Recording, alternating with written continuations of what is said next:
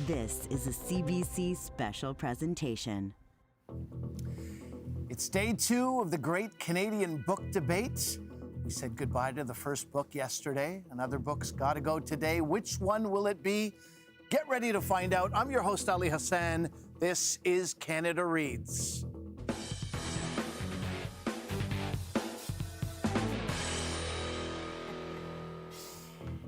Hello, Canada. We're looking for one book that will build bridges.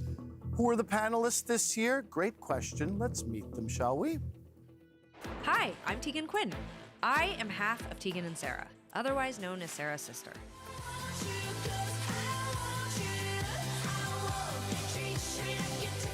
I am an advocate for queer communities.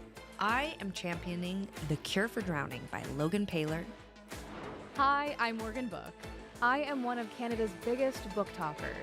6 years ago, I was decorating Hicks Online, and today I co-run a book-based media and production company. I am championing It's Different This Time by Joss Pritchard. Hi, I'm Josh Dela Cruz. Maybe you've seen me on Broadway. I'm the host of Blues Clues and You. Everybody's looking for Blues Clues. Come on in, it's Blues Clues. And I am also a reader. I am championing Foe by Iain Reid. Hi, I'm Elle-Máijá Tailfeathers. I am an actor and filmmaker. I'm not gonna let you in with that. With what? What's in the bag, Rosie? It's my stuff. I am championing A Minor Chorus by Billy-Ray Belcourt. Hi, I'm Steve Dangle Glynn. I'm a hockey YouTuber, broadcaster, and podcast host. That the Leafs lost to a 42-year-old Tamponi driver who works for them! I host LFR, or Leafs Fan Reaction, a web series about hockey. I am championing Searching for Terry Punchout by Tyler Hellard. What will be the one book all of Canada should read? We'll find out soon. There you have it, our Canada Reads 2026 contenders. Day 1 of the Great Canadian Book Debate was the getting to know you period. We had our first vote and our first elimination yesterday. In the end, it was a 3-1-1 vote against Foe by Iain Reid. It became the first book to be voted off on Canada Reads this year. Josh Dela Cruz, you were championing Foe. Tell me how you're feeling today. You know, I'm feeling relieved because everything went according to plan. I wanted to be the first book. Listen, all the books are great. All the books are wonderful. I think that Foe is the book that everyone should read first. That's one way to spin things. You know, why don't you take a moment and remind everyone why they should read Foe? Yeah, so I stand by my statement that Foe is the book that every Canadian should read. I travel a lot for work, so it feels like I go to space for like a few times every year. And so Foe is very personal to me in that regard. And its use of genre elements to illuminate the very real traps that we can fall into within our own relationships is what I loved and what also terrified me the most. But I also really admired how masterfully spare the writing is. Iain leaves only the most essential clues and gave me, the reader, space to fill the world with my own personal details. And because of that, I was actually able to see myself in a story. And being Filipino and twice an immigrant, I don't take that for granted at all. When I finished the book, I was left with so many questions, and I wasn't alone. So I turned to my wife, and she had not read the book yet, so I had to go online. And there I discovered a whole community of readers compelled to piece it together, pooling observations and uncovering details that they'd each missed. And it felt like being part of a Christopher Nolan fan Reddit, dissecting his newest film. And like one of his movies that I love so much, I reread the book, and I reread it again, and I reread it again, and each time I found something new, and I formed a deeper understanding. And what's amazing is that Foe took reading, an otherwise solitary act, and made it a jumping off point for people to seek each other out, to ask questions, and to search for meaning together. So if that isn't a book that builds bridges, I don't know what is. Iain, you are a brilliant, brilliant writer. You could make a phone book a page turner. So thank you for your voice. And if you haven't read Foe yet, please pick it up, enjoy the ride, and then join the conversation. Thank you, Josh. There are now 4 books on the table. Josh is our first free agent. That makes him dangerous. We haven't seen the dangerous side of Josh yet, but I feel like he can get into that at any moment. So, panelists, Josh's support or lack thereof is a game changer. Don't say I didn't warn you. The remaining titles are The Cure for Drowning by Loghan Paylor, chosen by Tegan Quin. It's Different This Time by Joss Richard, championed by Morgann Book. A Minor Chorus by Billy-Ray Belcourt, chosen by Elle-Máijá Tailfeathers. And Searching for Terry Punchout by Tyler Hellard, selected by Steve Dangle Glynn. Now, I said earlier that day 1 was the getting to know you period. Day 2 means we start to get serious. How serious? We're having 4 intense rounds of debate. That's how serious. And each round starts with an opening statement. You will each get 60 seconds to talk about the book that you are championing. And then we'll open it up to the table to discuss. It is time to debate.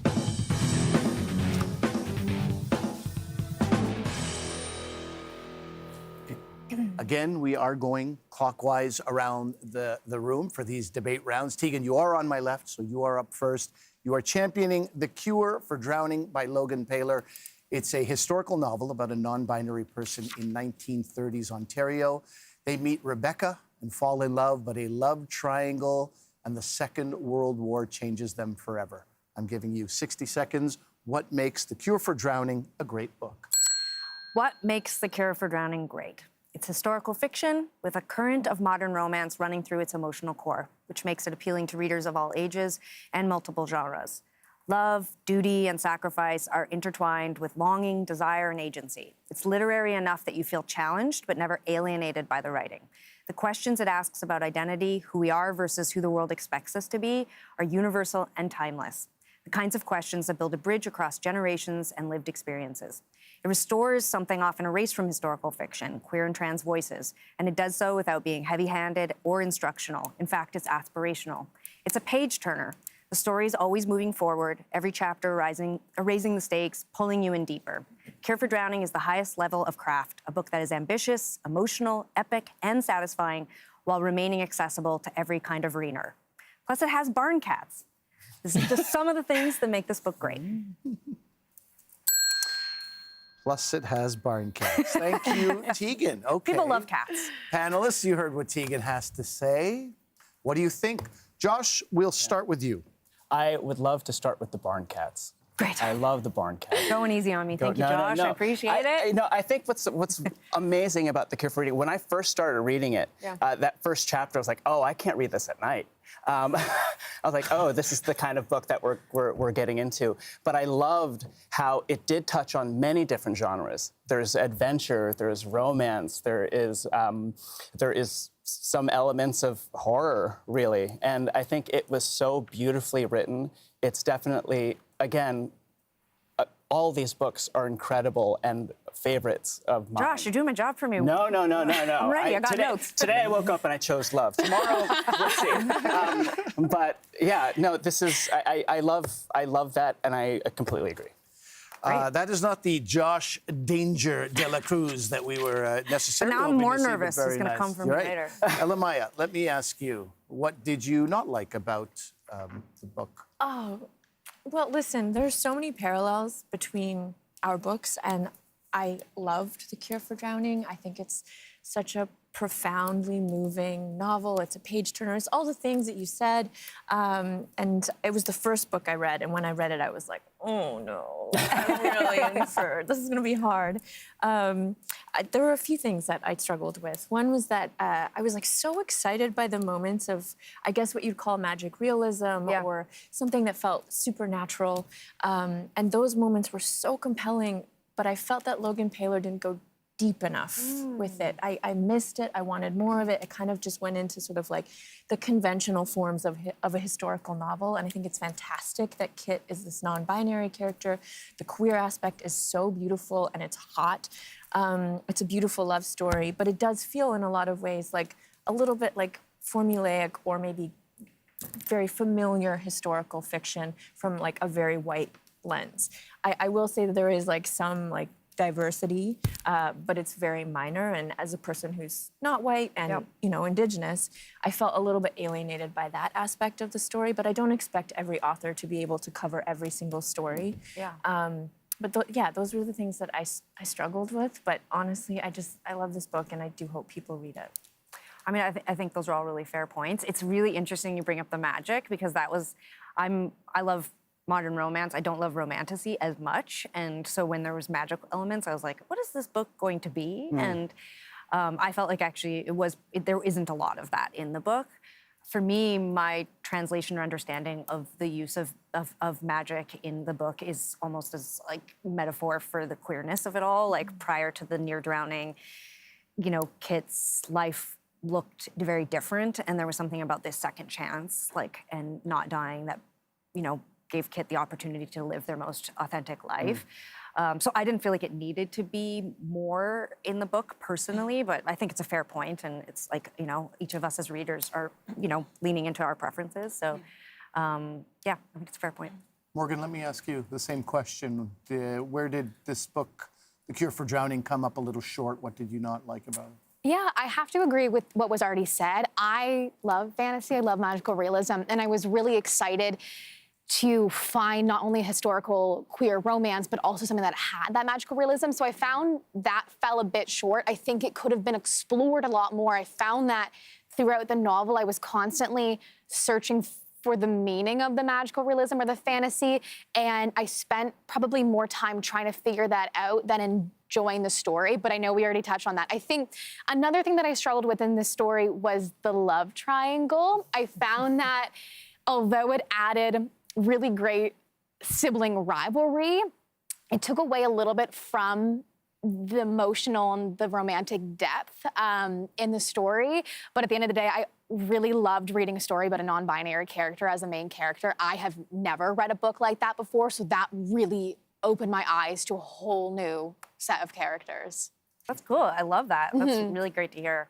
Yeah, I mean, look, as an identical twin sister and who's queer, who often has had articles or fan comments about things that are inappropriate around being twins and queer, you know, sibling love story things can be really awkward to talk about. I thought the way that Loghan handles the fact that, you know, Rebecca is involved with both Kit and Landon, I thought it was done really respectfully. I think it's also, you know, of the era. Like, Rebecca is having to grapple with the fact that she has all these feelings for Kit, but also her parents want her to marry Landon because that will bring acceptance in the community and, you know, potentially restore them in the community. And so I felt that the love triangle it merited its inclusion in the story, because you needed Landon to showcase how much pressure there was on Rebecca, so that when and if, I don't want to ruin the book for anyone, Rebecca makes a different choice, that you see how much agency she had and what a struggle it was to make that impossible choice.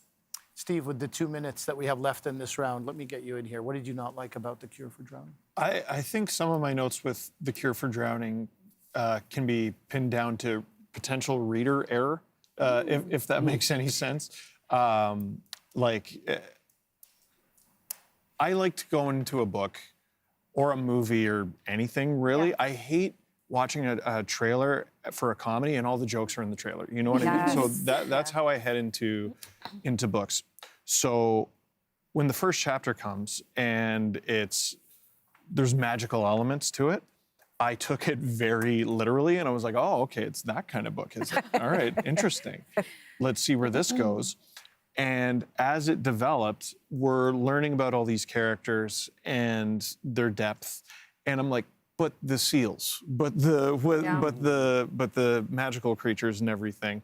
So maybe I just took it a little too literally. And then by the end of the book, I loved the book, but I was like, did it even need that aspect of it. Like it felt like the story could have been told absent of it. I talked to some people about like, you know, the lore with changelings and its importance and the community and everything. And again, maybe that's just reader error or reader ignorance. And part of the reason why I liked the book is I felt like I learned.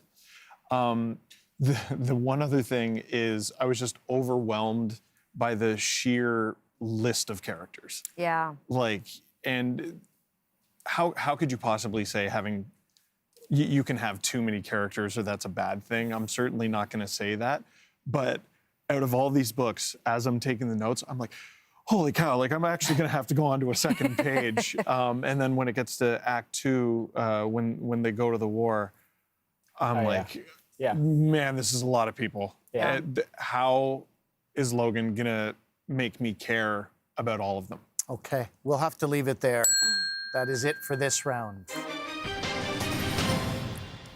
Josh is sitting next to Tegan. He's a free agent, so we're going to skip past him. Morgann, you're next to Josh. That means it is your turn. You're championing It's Different This Time by Joss Richard. It's a romance novel about a TV actor who finds herself back at the New York City brownstone she never thought that she would return to with the one man she swore she'd never see again. 60 seconds are on the clock. You did offer your notes to Josh to do this part of the job for you. That's not something we encourage here at Ken Reads. It's on you. Morgann Book, what makes It's Different This Time a great book? What makes It's Different This Time a great book is the way it challenges the narrative of success and what a good life is supposed to look like. The opening line, the show's not getting renewed, immediately drops you into uncertainty and raises the question so many of us face, well, what the hell do I do now? June was pushed into independence at a young age. Her dad gone at 2, a mom who told her to drop out of theater and be more practical to help pay off their debt. Growing up without this family blueprint, she struggles to know if she even wants kids of her own. What makes her compelling is how she grows, learning to let go of expectations and choose for herself. Her story is sex positive, grounded in real experiences from navigating cultural identity to supporting friends through grief. Authenticity connects people. We saw it yesterday when Steve connected with June's imposter syndrome, proving you don't need the same life or experiences to even understand her. Written in dual timelines that deepen every single decision, this is a story about figuring out who you are when the path you were given no longer fits. Nice. Thank you, Morgann. Okay, panelists. Morgann giving herself a pat on the back for that timing. You just heard what Morgann has to say about It's Different This Time. Elle-Máijá, let's start with you. I know that you voted against it yesterday. People will remember that. But what you've heard from Morgann now, let's talk about that, or start off by talking about that. What are your thoughts on this book? Yeah, there are certainly a lot of universal themes in this. It's a very conventional coming-of-age type of story, embedded in romance. But we're here for Canada Reads, and we're trying to find the book that builds bridges. And with this book, I really struggle to know or recognize how all Canadians should be reading the book, because it is, no offense to Josh Richard, I really don't like doing this critique thing, but I feel like it's very formulaic. I feel like I'm watching a Hallmark movie, and no offense to Hallmark, but like I don't understand why every Canadian should watch a Hallmark movie. It's not cinema. It doesn't challenge us to think deeper. I didn't learn anything from it. I mean, it was a page turner. It was entertaining, but I don't think it compelled me to like really introspect and look deeper. I didn't, again, learn anything from it. I felt like it did reinforce some like very outdated, conventional like gender norms. I was raised on Disney. Like I watched a lot of Disney movies that made me think I needed to find my Disney prince. And I feel like even though this is framed within like a very like contemporary feminist lens, it's still very much rooted in outdated ideas of like gender and sex. And I don't think I really, again, knew the character. I didn't really feel like I understood June and where she was truly coming from. I knew what she felt about Adam. Again, I knew what she wanted out of her work life, but I feel like at its core, I didn't know who she was.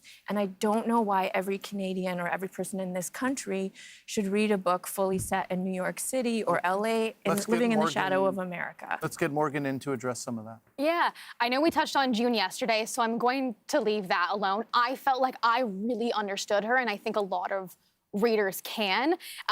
As far as the learning goes, I read a lot of books. I don't think you need to learn anything from every single book that you read. I think the impact that it leaves with you and the way you feel is more important than what you're learning from the novel. I think you could learn on a spiritual and heart level. There's emotional knowledge, and I don't think that that's really there. There's not like a deep emotional knowledge that I connect to on like a very, heart level and soul level. And when I say learn, I don't necessarily just mean intellectual, because there's a connection between all of it, and I don't think that this book does that.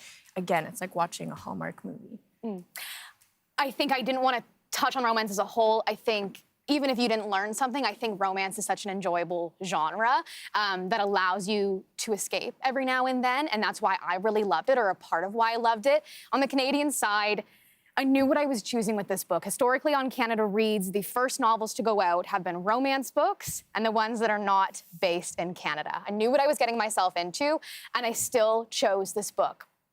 The way I see it, Joss Richard is Canadian, the narrator of this book is also Canadian, and June Wood, the main character, is Canadian. But the reality is, Canadians live, work, struggle, find their passion all over the world. I don't think being Canadian stops at the border. So June is out there in New York. She went there for choir practice when she was a kid. It's not necessarily about not embracing her own citizenship, it's just about chasing an opportunity. And I think we know so many famous Canadians who, unfortunately, they do need to leave the country to follow their passion, and I don't think that's at their fault. And on that note, Josh Dela Cruz, who has a Canadian American identity as well, but that's not the reason I want to bring you in. I want to ask you, what did you not like about this book? Just to touch on what you were talking about, I completely agree, because the character had to go where the industry is. And she went originally to be on Broadway, and that's what happened. And then at that time, I guess in the book, the film opportunities were in LA, and she got that. As far as, I really appreciated that this book helped people understand that just because you get a television show doesn't mean that you're set for life, or just because you get this one job, you're set for life. No, it's a constant hustle. That being said, since I have to critique books and I can't just love on all of them, I do wish that we went deeper into her cultural identity as a Filipino-Canadian living in America. That's something that, as somebody that is an immigrant in the States and an immigrant here, trying to find that community and trying to find that identity, especially professionally, is really difficult. I think that the way that her career is laid out is believable, but from somebody that is Filipino and a male, I did feel like I was missing from that story. And I understand that, we can only tell so many stories, but I think that was my biggest critique. Was Morgann, your response to that? Yeah.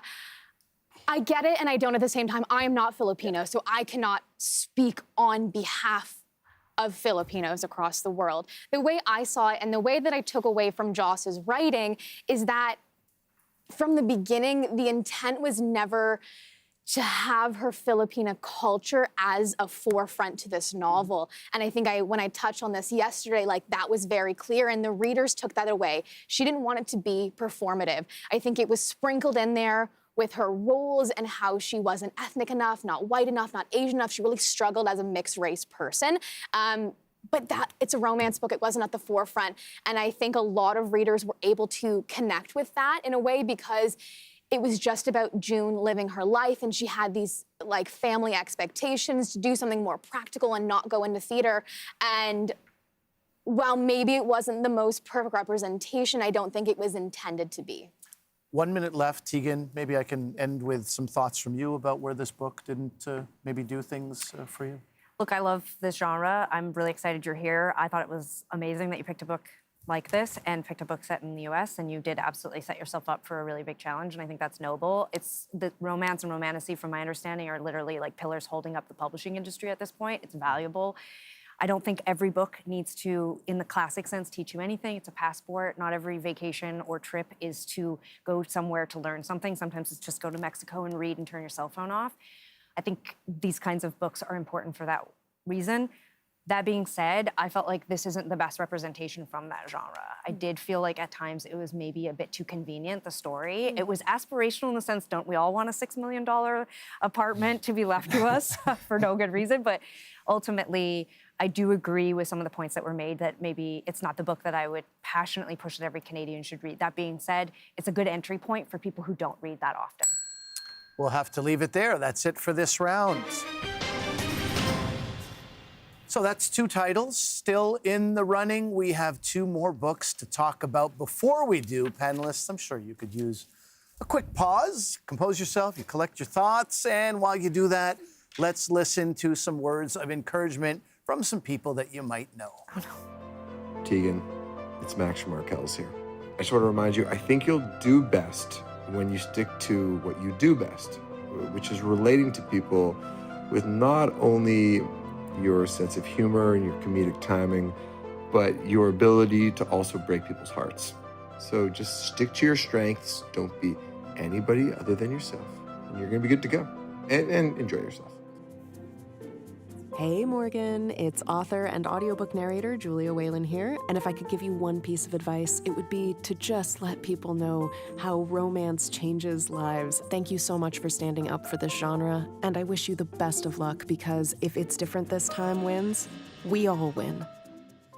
Hello, Elle-Máijá. This is your buddy, Michael Grey Eyes. I am so excited for you, so proud of you, so proud of the way you are championing your book, and I wish you much success in these next few rounds. I know you're going to be incredible. Steve Dangle, Ron McLean, Hockey Night in Canada, and a participant on Canada Reads, although not for long. Obviously, your book set in Nova Scotia is a beauty. You're doing an amazing job. I was a dangling participle in this whole conversation. You are a participating dangle. That is everything. Whatever the survey, whatever the scene, be great. That was Max Kerman from the band Arkells, Julia Whelan, one of Morgan's favorite audiobook narrators, actor Michael Grey Eyes, and hockey broadcast icon Ron McLean. 2 of them, by the way, panelists on Canada Reads. Both Michael and Ron were here in the past. I'm Ali Hassan, and this is Canada Reads on CBC Radio 1. Ready, panelists? Let's get back to the debate.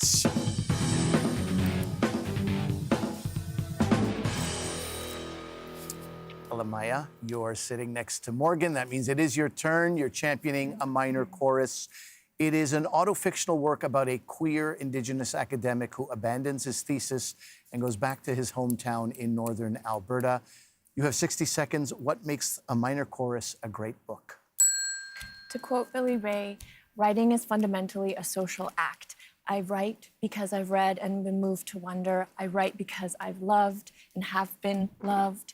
I write to be less lonely, to hold hands with others. I recognize that some of the critiques of this book have been that it is potentially inaccessible in a language sense, but I think that's because we're living in an era of anti-intellectualism, which is very, very dangerous. We're no longer recognized as human beings with families and communities and hopes and desires and pain. We're considered consumers, and that's a really, really dangerous place to be in, and I think that speaks to the violence that we're witnessing around the world and within our own country here. And to quote the late, great Toni Morrison, delving into literature is not escape nor a surefire route to comfort. It's been a constant, sometimes even violent, but certainly always provocative engagement with the contemporary or modern world, the society we live in. That's what this book does. Thank you, Elle-Máijá. Okay, panelists, you just heard what Elle-Máijá had to say. What do you think about this book? Why don't we start with Josh? Yeah, you know, it's funny about the academic language. I think the best parts of the book are the stories that he talks about. My least favorite parts of the book were when he is talking about his existential crisis, and those were the most academic parts of the book, and the hardest part for me to get through. Every story, the grandmother, Mary, her grandson Jack, Michael's story is especially heartbreaking, but also gave me a lot of hope because he is a survivor. The narrator stands on his shoulders. He could not be who he maybe could fully be, but because of that, the narrator could. And I think I don't think that the language served the message of the story 100% of the time. That being said, it is one of the most beautiful books I've ever read. And it was such a joy to finish the book and really think about and digest the language and how beautiful and how powerful the language can be. But it just fell a little bit short for me. I do love the book, but that's how I feel about that. Elle-Máijá? I hear you. I'm so glad you love the book, and I sure hope you don't vote me off today. Listen, I think as a queer Indigenous person, I feel seen and heard and celebrated in a way that we rarely get in literature or pop culture or anywhere in the mainstream. I think about authors of color like James Baldwin and Toni Morrison, and I think about the deeply poetic and intellectual depth of their writing. And I think that is so rarely afforded to people of color. Anybody who's racialized, we're often written in an anti-intellectual sort of way. We're not considered people who are smart enough to be intellectual, and we've been kept out of intellectual institutions. And so to read a book about someone out there who is taking up space that is often hostile to them in university, and writing something that does challenge us to think deeper, to reflect, to introspect, I think that's really special. And again, like Toni Morrison says, reading is work.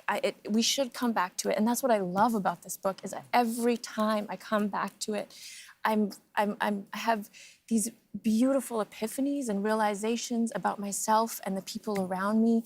And I feel like Billy-Ray speaks to the poetics of the spirit, the human spirit, and reminds us that we are all just small creatures within something much bigger and much more ancient than we are. Morgann, let me get you into this discussion as well. What are your thoughts, particularly what you didn't like about the story? Yeah, I think from the get-go, I had a really hard time getting into the book. The lack of quotations made me... I'm someone who really loves to understand the narrator for who they are, and when there's no quotations around that, I find myself going back and trying to figure out if they were setting the scene, it was inner monologue, they were saying it out loud. Like, it was just a very hard reading experience from the get-go. From there, it was a bit tough for me to understand the characters in the story and connect to the narrator. I found that the casual sex and erotica in the book took away from the emotional depth. We touched on this yesterday. I found it a bit short. And I know that you had mentioned that that was a sign like that it was a good book and we wanted more, but it felt a bit more surface level. I wanted to take away a lot more from the book. I wanted it to just have more of an impact on me than it did.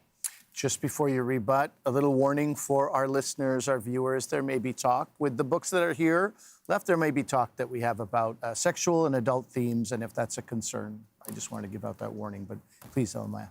It's interesting to hear you refer to the book as surface level, because I feel like your critique is actually surface level. This book is so profoundly radical in the sense that it challenges the form of the novel. It challenges what readers have been trained in the Western world to consume as a novel. It challenges the canon of Western literature and the way that stories are told, and I think that's a really, really exciting thing. As a storyteller myself, I'm so inspired by people who take risks, who tell stories in a different way, who challenge me to feel and think deeper, and I think this book is just so brave in the sense that Billy-Ray challenges the way that we consume stories, that we engage with stories, and the form of the novel.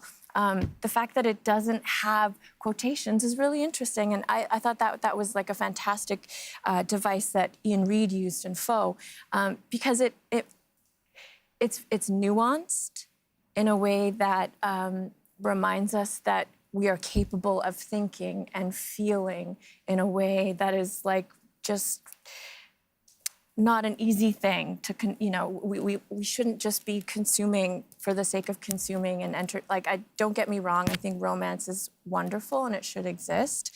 But this challenges me in a new way. And I think the casual sex speaks to our desires to be seen and to be heard and to connect with other humans. And sometimes that's not maybe digestible to everybody. Well, Morgan, we have 1 minute left. Morgan, you have some thoughts on that? I just have thoughts on the quotations. I get a book that challenges us. Faux, the quotations were there for a reason, and we found that out at the end without spoiling it.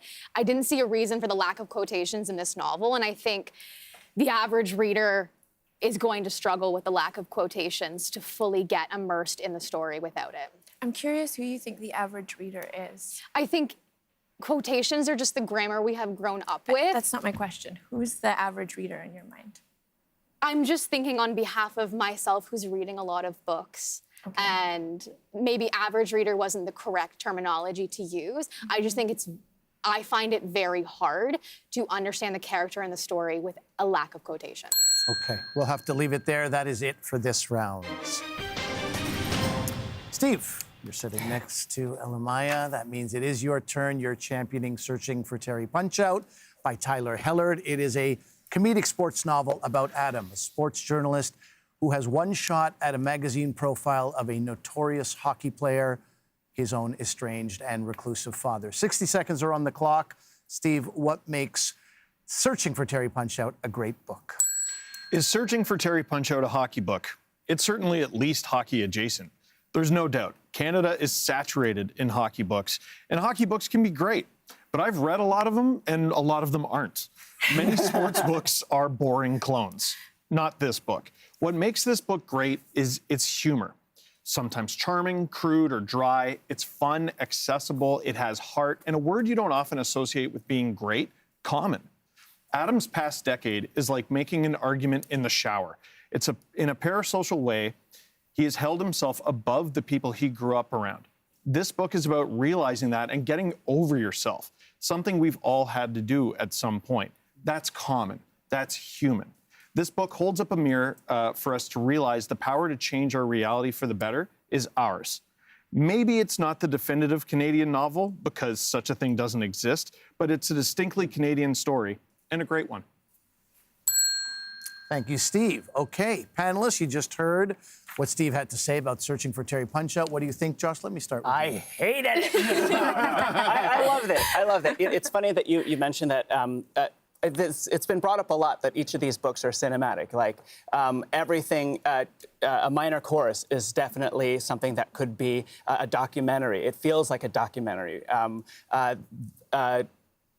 It's different this time, thank you. It's different this time. It feels like a Hallmark movie, but in the best sense. And this feels like an irreverent comedy, and I loved it. I loved that it was a picture of a small town, of somebody having to go back home.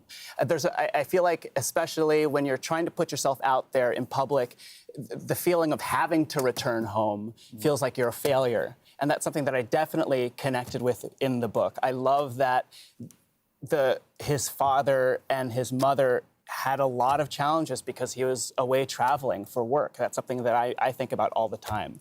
As far as the picture of Canada, I hate having to critique the book, but it was one of the books where I felt like I was not included. I was watching somebody else's story. And I think that is the biggest critique for me, just because of my idea of what rural Nova Scotia looks like. And so that could be, unfortunately, I haven't spent enough time there, any time there, and I could be completely wrong. But that was the glaring. Your response to that, Steve? Well, I mean, listen, there's definitely a lot of personal bias in my choice. Like, I like hockey. There's a lot of hockey involved. East Coasters, like, I love the place where I live. Yeah. There's not many places in the world I could picture myself living other than here. The East Coast is one of the places I'd love to go. When we were asked to go to a book event to help promote this in Truro, Nova Scotia, I jumped. I was excited. I was excited for Calgary as well, but because you were there. I was there. But the East Coast is somewhere I've been a bunch of times, and they're just the best storytellers on the face of the earth, like genetically. Like, I don't understand where it comes from. I'm profoundly jealous of like everyone from there, and it just radiates from this book. And it is something that I want for you to experience. It'll be great. Maybe don't go in the winter. Yeah. Tegan, let me get your thoughts in here. Less about the East Coast, which I imagine you have a positive I have view of, but no more notes the about book. the East Coast. So that works out well for all of us. Maybe about the book and where the book, maybe things that it didn't do for you, what you didn't like about it. I actually really enjoyed the book. I like hockey. I love the East Coast, and I will also state that I read a lot of male authors and a lot of male narrators. So this was totally up my alley. I think for me, I have to be honest, I wanted more emotional content from Adam. I wanted to understand him better. He felt like an onion that never got peeled. I think that it was unfair to the book because I can tell from the story, I can zoom out and say from this story, there's an enormous amount of emotional growth that he experiences, and he goes on with his dad, but that's all implanted by my experience of my issues or my, progress as a person. I was inserting a lot of story into the story. I think it would make an excellent limited series on CBC Gem. Should we try to should we do it? Should we get the Legit.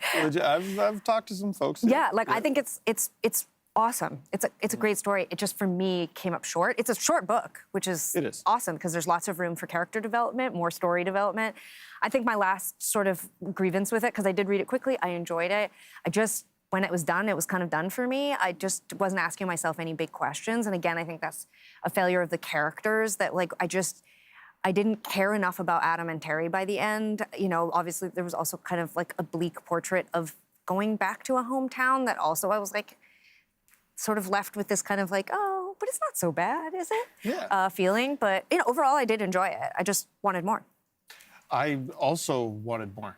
When we got to the end of it, I was sad.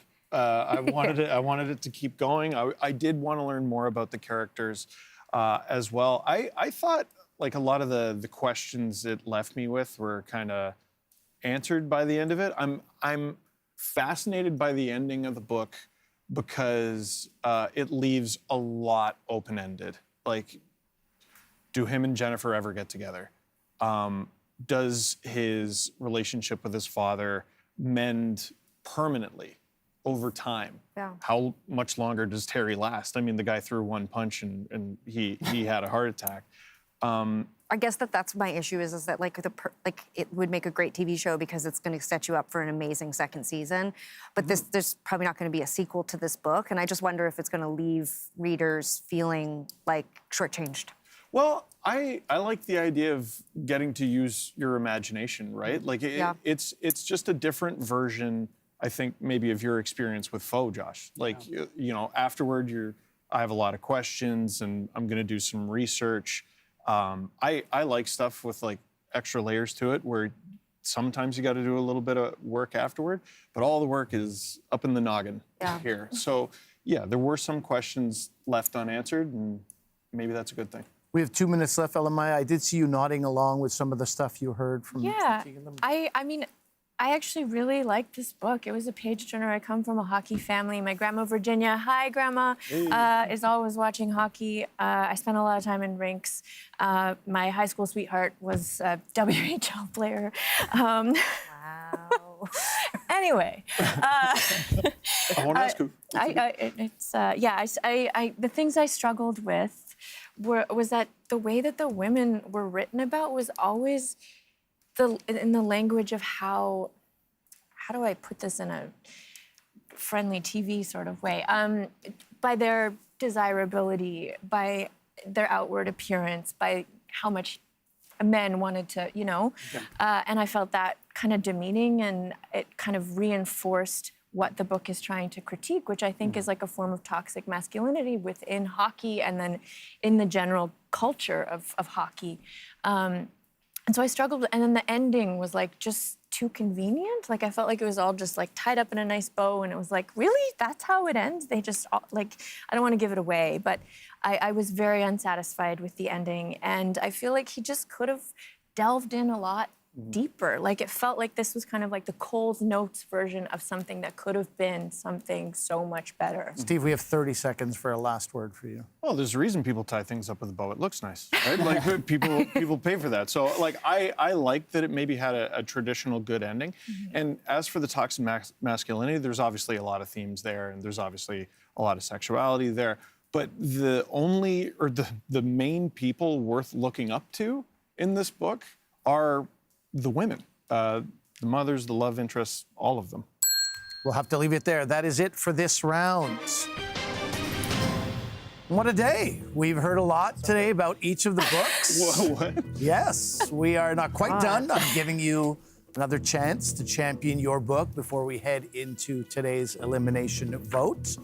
Tegan, one final chance to persuade the panel that The Cure for Drowning should stay on the Canada Reads bookshelf. 30 seconds are on the clock. I think I read 17 books. I think this was maybe the first or second. I love reading. And when you come to my house, it's just a wall of books. And if you say something about the books like, oh, I haven't read in the longest time, you will leave my house with a pile of books. I felt the most important job I had choosing a book for this year's Canada Reads was to find something I thought the most amount of Canadians would read that was accessible and enjoyable. I still think that's this book. Thank you, Tegan. All right, your final chance, Morgan. Make a case for why It's Different This Time should not be voted off Canada Reads today. 30 seconds are on the clock. This is a modern emotional realism. It uses romance as its vehicle to tie in so many other issues. Yes, it's not based in Canada, but reflects modern Canadians having to move and live and work and struggle all over the world. Yes, it doesn't have a singular focus on her being Filipina, but it is a step in the right direction where Filipino and Filipina readers don't often feel represented. And I think this was a great start in the romance world. Thank you, Morgan. Elle-Máijá, you're next. You have a final 30 seconds to convince your fellow panelists that a minor chorus should stay on another day and on Canada Reads. Billy-Ray dedicates this book to his Cookham, his grandmother, for which all of his writing is made possible. And I think that is the spirit of this entire book. We get to meet his incarcerated cousin and get to understand the reality of what brought that man behind bars and why so many Indigenous people are behind bars today. We get to understand the complexity of the relationship between his incarcerated cousin and his grandmother. We get to see so many different people within the community, and it builds bridges, and this is a book that everyone in Canada should read. Elle-Máijá. Steve, it is your turn. Please make one final argument that convinces your fellow panelists to keep searching for Terry Punchout on the Canada Reads table. 30 seconds are on the clock. Searching for Terry Punchout is a wonderful piece of Canadiana, whether you're reconnecting with something that you've experienced before or you have the opportunity to experience something for the first time. Is it a hockey book? Sure, let's go ahead and call it that. But I think it challenges a lot of the notions that maybe we've grown up with in hockey culture. Everyone in the book who fights comes off worse for it. It's funny, it's irreverent, and it is a great break from doom scrolling. Thank you, Steve.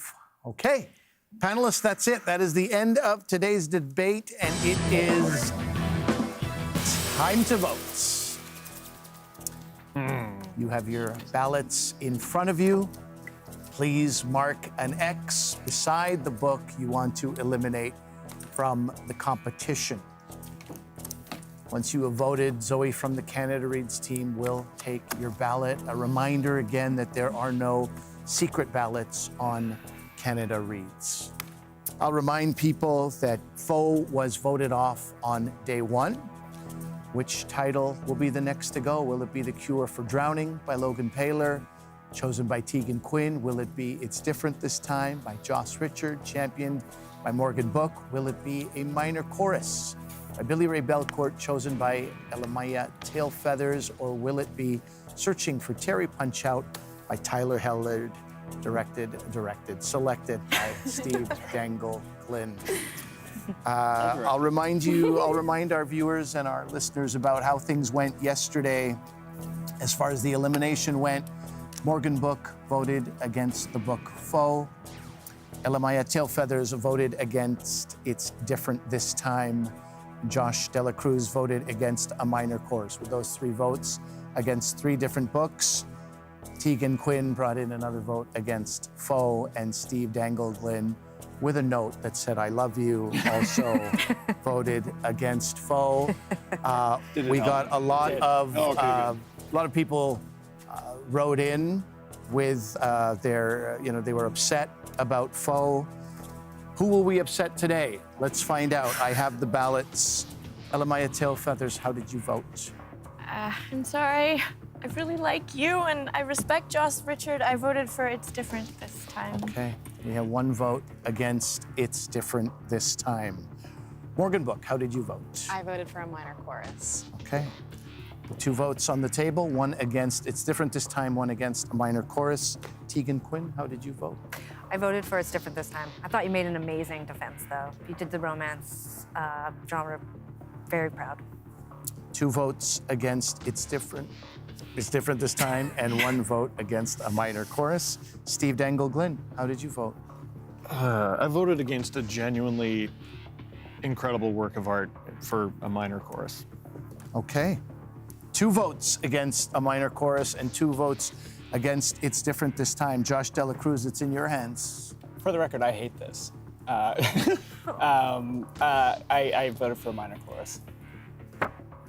With 3 votes against it, that does mean that a minor chorus has been eliminated from Canada Reads.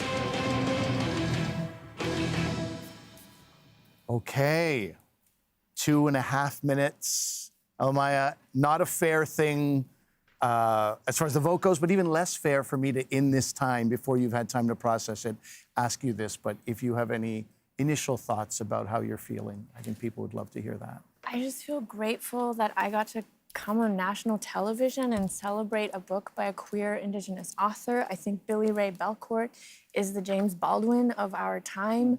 I think his work is timeless. We're gonna look back on this generations from now and remember the work that he wrote. And as a queer Indigenous person, I feel represented and celebrated in a way that literature so rarely offers me. And I am so, so proud to know Billy-Ray Belcourt and that he even exists. Like I'm sorry I couldn't bring you all the way to the end, but again, I'm just grateful that I got to celebrate this book, and I hope that everybody in this country reads this necessary piece of work.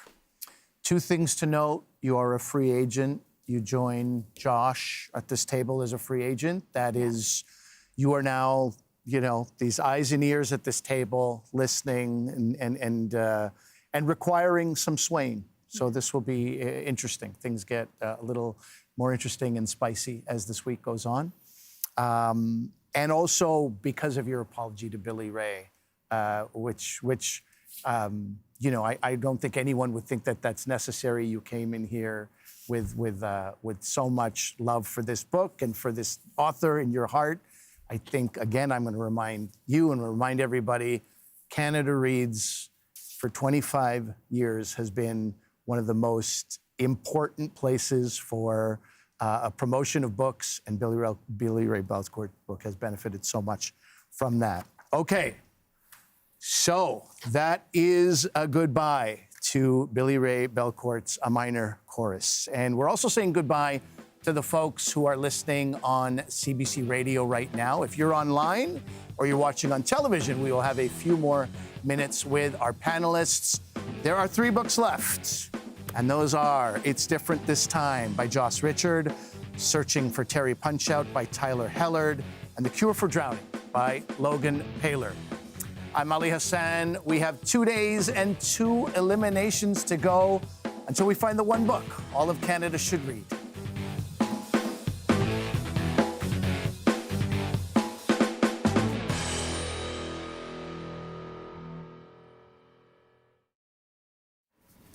Okay, today's debate is over. We are going to talk about what went down today. Elle-Máijá, if you have some more thoughts on the book, we've given you a whole 30 more seconds to think, which again, I don't know what that offers you, but if there's anything else you'd like to say to Billy-Ray Belcourt or about this book. And why Canadians should read it. This is a nice moment to do that, and then we'll go around the table and hopefully echo some of the things. Yeah, I mean, I feel like I had a dark horse with this one, and I knew it. White supremacy reigns in Canada. It's very prevalent. It's common in all of the mainstream culture, and I'm not surprised that 2 books by white authors about white Canadians are going to be in the final round, and this one as well.